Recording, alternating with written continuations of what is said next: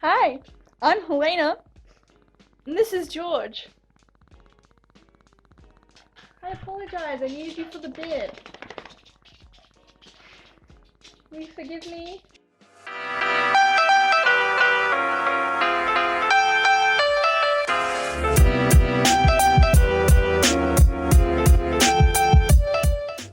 So in this video, I'm going to be showing you how to make this top. I was inspired by this top and this dress from Reformation because I didn't want to spend my whole life shearing. I decided to make a top like that rather than that dress because that's a lot of shearing. I'm Helena and I make videos about sewing. I've done half a fashion degree, dropped out of, and been sewing for 4 years, so I've been left. I don't have a laptop, I have a PC, you know, those big giant boxes that you put, you know. So I don't really have a laptop to do one of those bits. I'm sure I'm not the only one who loves to scroll the Reformation site and put things in their bag, close all the tabs, and not buy anything. Because who even has a job right now? I don't even, like, guys, like, where do you get a job? Like, the virus took mine, like, what do I do? Do you have a job? Like, I don't know, I'm 26, what am I meant to be doing with my life? Like, and then you see the price, and yeah. So now I'm trying to figure out how I'm gonna make this. My plan is that I'm going to cut basically a rectangle for the top and then curve off 2 of the sides for the armholes. And then I'm going to make the sleeve and I'm going to spread a pattern I already have. But you can copy either a shirt's sleeve or literally use any sleeve pattern that you have. You'll just have to alter it. So my sleeve is just from a bodice sleeve that I have had from uni. So step 1, go to uni, degree, drop out. So here's a layout of what you need. You need the bodice pattern, you need the sleeve pattern, and you also need a facing that's going to go on the sleeve, which I'm going to explain later.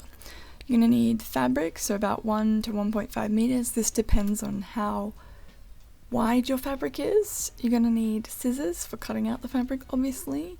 Normal thread, and then you're also going to need shearing elastic thread, at least 1 roll.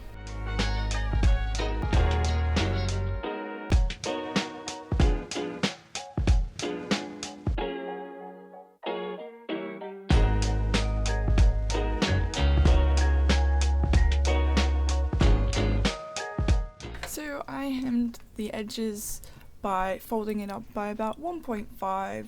But before I did that, I finished the edges with an overlocker. You can use a zigzag stitch. I'm serious, do it. Hi, back today.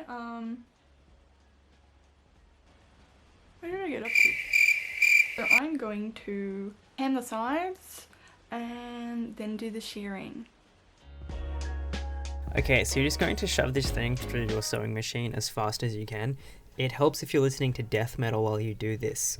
I would recommend Slipknot if you can. I know that a lot of you think it isn't really death metal. I know that it's kind of the new age stuff, but you can also listen to metalcore. I would recommend Converge if you're going to go down that method.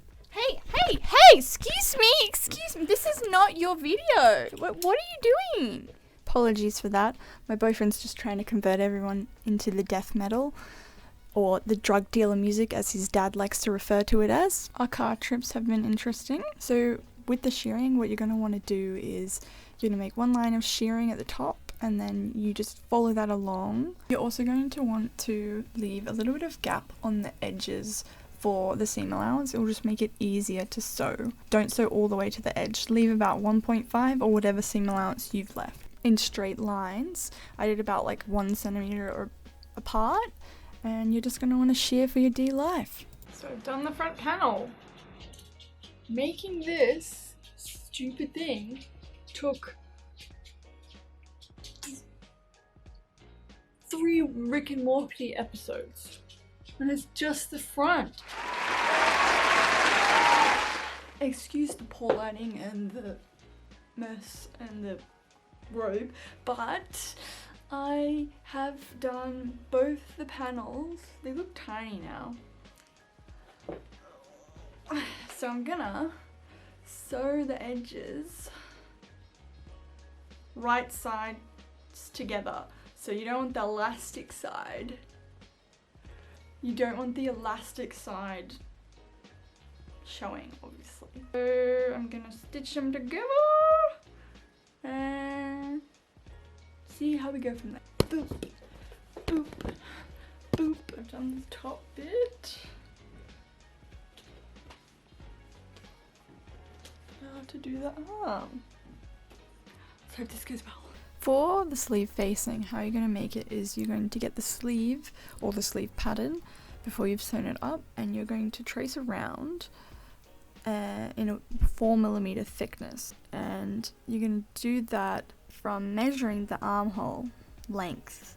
And when you measure it on the piece, don't start right at the edge minus the seam allowance and then start measuring from there, and that's where your facing will begin. You've got to remember to overlock or zigzag the raw edges.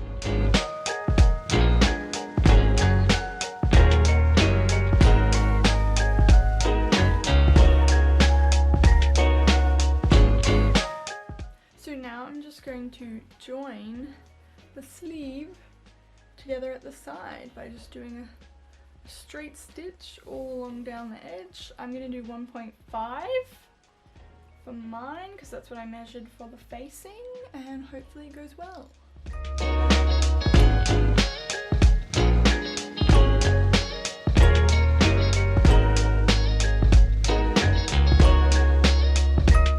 I like to press my seams open, but you can press them to the side if you want. I'm not your real mum. Once you've done that, I like to pin right sides together, and I match up the seam line, which we were just talking about, with the bodice seam line, and I pin all along the side.